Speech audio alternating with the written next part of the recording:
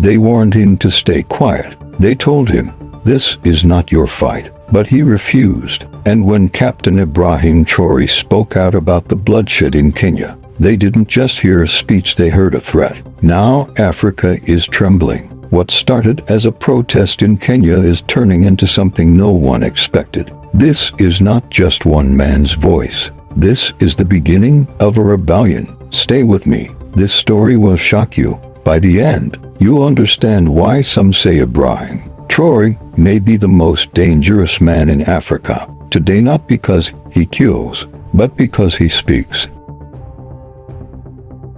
2 weeks after thought-provoking words on Kenyan protesters. If this is democracy where youth are killed for protesting, then let Burkina Faso remain a military state. Pulses of change spread from Nairobi to Lagos, Accra to Addis Ababa. His name echoed through the streets, but few realized the true magnitude of what was coming. Behind closed doors, in Kenya, Uganda, Ivory Coast and even South Africa, political tension grew. Youth across Africa were asking hard questions. If Traoré could reject foreign control and back people over elections, why couldn't their own leaders? A leaked WhatsApp audio between ministers contained a chilling question. What if he inspires more coups? What if our own soldiers are listening? Pause and think.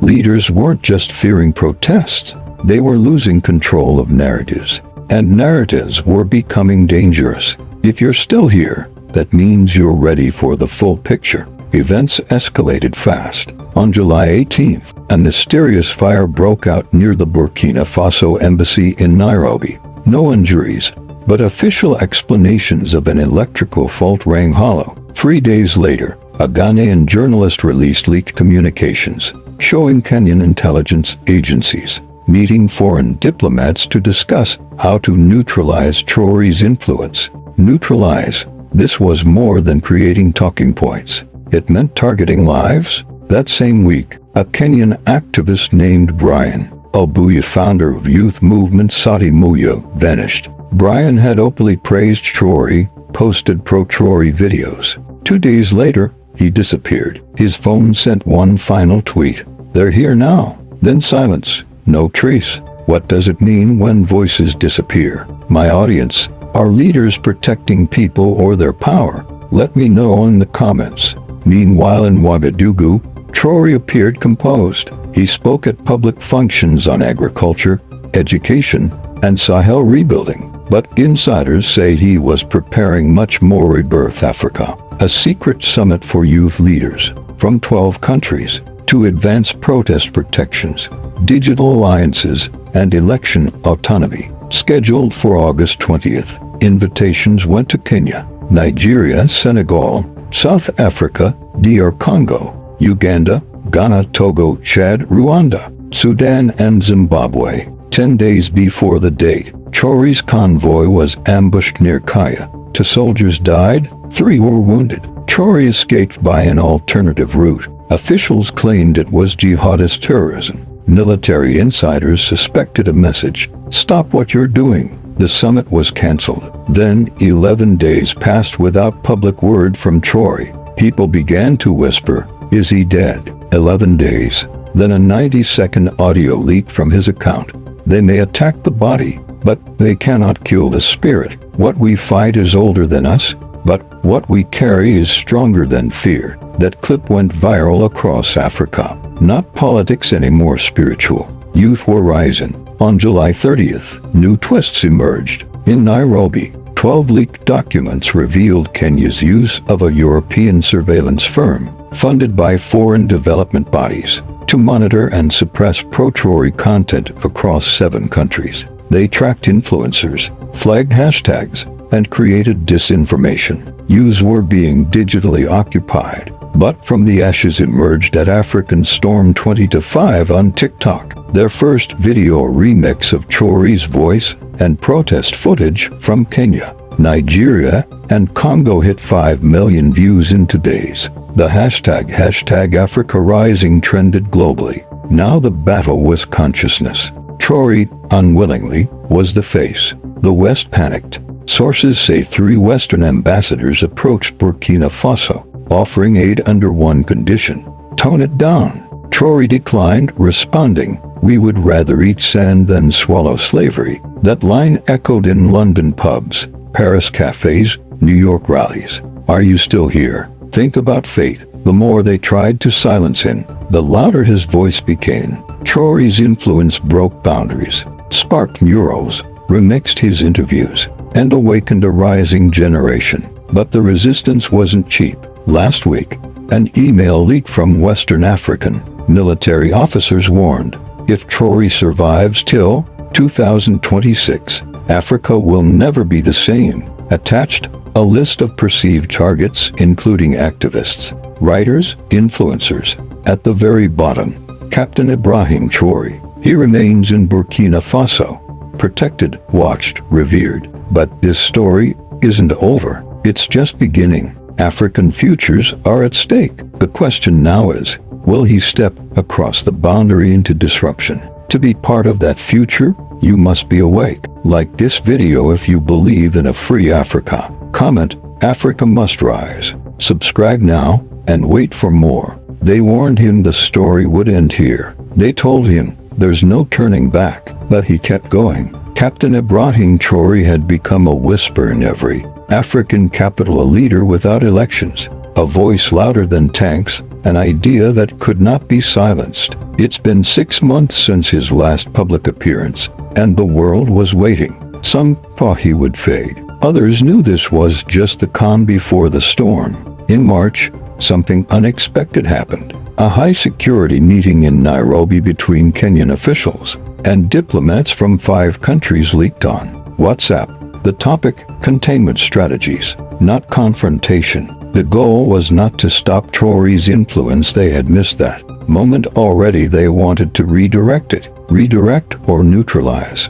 But Africa was watching. Meanwhile, in Burkina Faso, satellite images captured unusual nighttime activity at a former French military base. Armed convoys moving in silence. No explanations. One night, a spokesman for Traoré's Defense Council spoke. We are conducting routine defense drills. But insiders said this was different across border. Operation exercise with Malian and Nigerian forces. Coincidence? You decide? Back in Lagos, a remarkable scene, a crowd of 20,000 young protesters brandishing Makutano rising banners marched from the Federal Secretariat to the National Assembly. Their chant, Africa belongs to Africans. Their rallying cry, Traoré. No single political party, just youth. This was no longer about one man. It was a collective energy he had sparked, and that scared power back into closed rooms. Then on April 10th, Traoré released a video not edited. No speech, just him walking through a rainforest in Burkina Faso.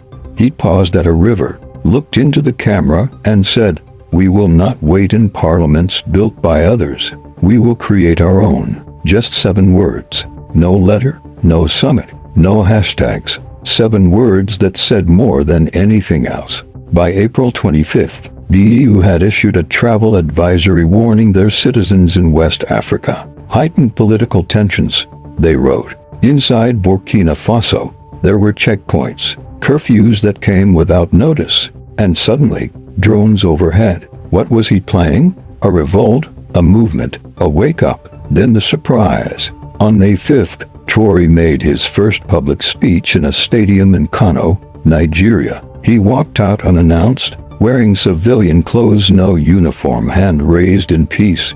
He said, "No matter where you stand, the dignity of tomorrow belongs to you." No mention of coups, no calls for violence, just a message of hope. But none of the African leaders were invited. The stadium buzzed. Journalists were blocked. Still, the speech went viral. That night, drone strikes hit an unknown location near the Burkina-Mali border. Reports said insurgents, but locals said there were no signs of jihadists. The government said it was purely defensive, but for journalists who tried to report on it disappeared. Again, voices were being silenced. But this time, things got personal. On May 20th, a leaked audio surfaced of a private phone conversation between Traoré and a Nigerian youth leader. They were laughing, talking about building community radio stations, teaching coding, and planting trees. Nothing about weapons. It showed something powerful.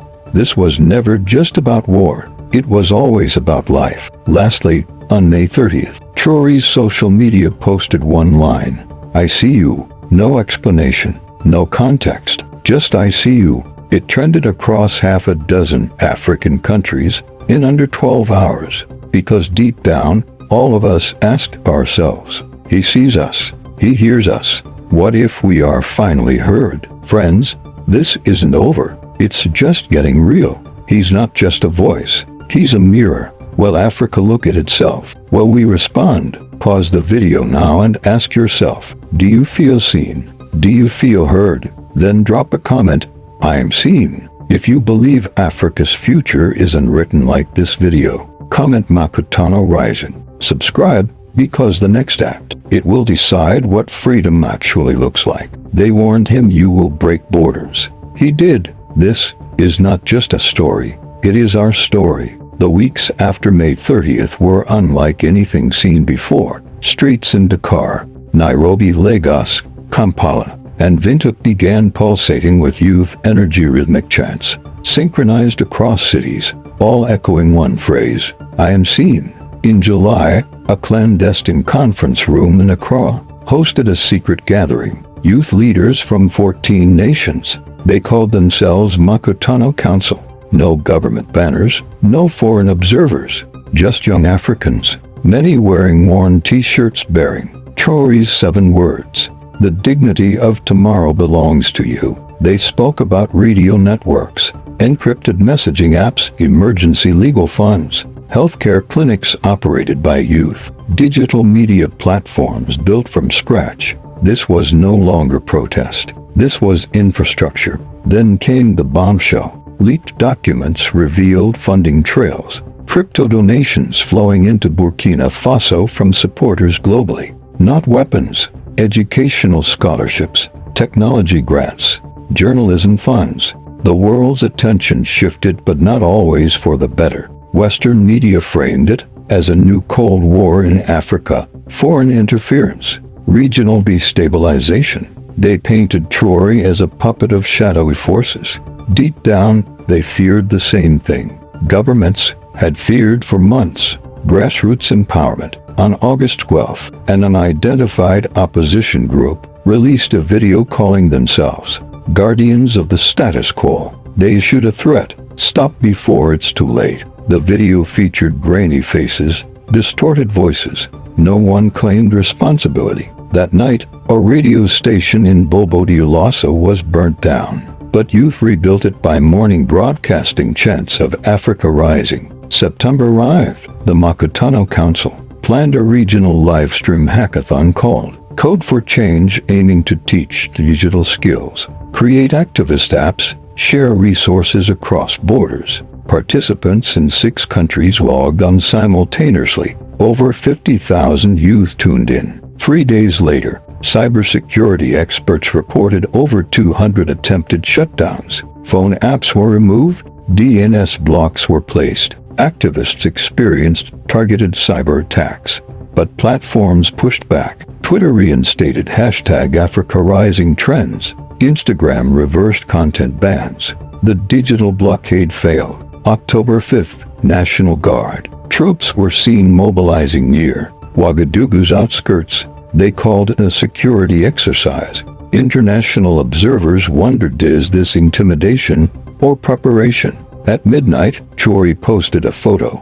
A single flickering candle in a dark room. No words, just the light. Within hours, youth in at least 10 countries posted identical images. The candle became a symbol of hope in darkness. On October 21st, disaster struck. A medical convoy heading to a rural clinic staffed by Makutano youth was ambushed. 1 volunteer killed, 3 injured. The convoy was unarmed. They called it bandits, but no claim was made. Locals whispered of security forces dressed as criminals. Emotions boiled over. The next day, 1 million voices chanted across 50 African cities. If one falls, we all rise.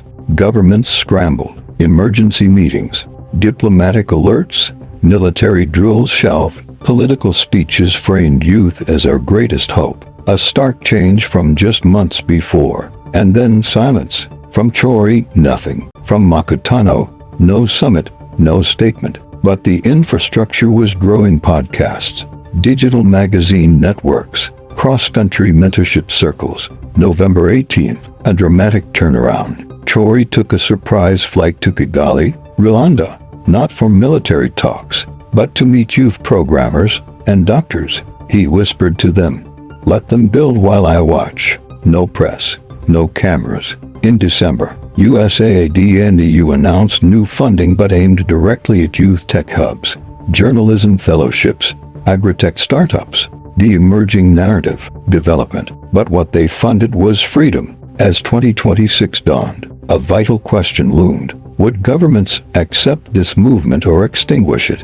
Would they negotiate, collaborate, or clamp down? There is no final scene yet. This story is still being written by every young African who dares to stand. If you believe in their voice, in their right to be seen and heard, show it. Like, comment "I am seen" and subscribe. Because the next act, it will decide whether this movement becomes history or legend.